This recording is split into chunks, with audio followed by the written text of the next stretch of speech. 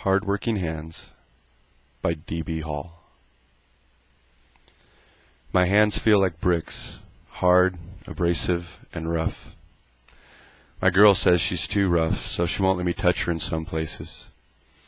She says my hands are coarse like sandpaper, but if that were true, I'd have rubbed myself away a long time ago. So I give her kisses instead. Swinging hammer and slinging wood, I work as hard as the nails that I pound, like the way my head pounds after a day in the long sweltering summer sun or during the frigid winter's cold as it beats into my skin and deep down into the bones. Still, I'm swinging and slinging. Sometimes I even sing when not being inundated by the plumbers country radio station or the sheetrock guy's greatest rock and roll hits from the 70s and 80s, what them rednecks call classical. I do find myself singing along sometimes when I don't think anyone is listening, or when nothing can really be heard over the rap of the nail gun or the all-hell breaking loose repetitive thunderclap exploding from the air compressor, breaking the wind into submission. Then, with the resounding pop and hiss, silence shouts out profoundly before being pounded back down along with the next nail. Looking down at my hands, you'll see I keep my nails short. Less dirt to clean out at the end of the day, but she's right, like sandpaper, all calloused and dried out. Lots of nicks and old scars from 1,000 little cuts, and a few too many stitch marks from those not-so-little cuts. Still have all my fingers, though.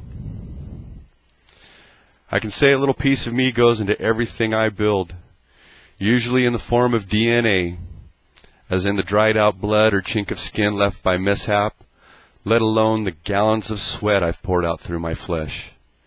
I kept track one day. I drank over 3 gallons of water and didn't piss once. Not once all day. How's that for sweating buckets? I've tried lotion on my hands after I get home and scrub off the grime and shake loose the dust. Can't use it at work, though. Too hard to hold a hammer with your hands all greased up.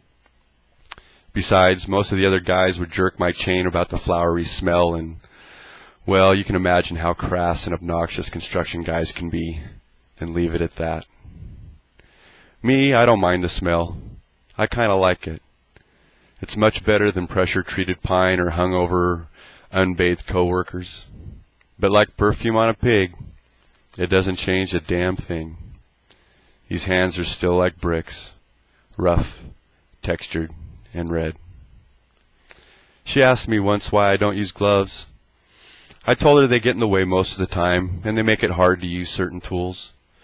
I've tried them for a while, but I just wear them out too fast, and a good pair of gloves aren't cheap, so it adds up. Besides, skin is free, and it does grow back. I know. I've seen it happen. Oh, look, another splinter. And as I try to think how that got there, I pull out my knife and I start digging the unwanted invader out from underneath my skin. And then I wonder if she'll tie my hands up again tonight and make me kiss her in those places I can't touch.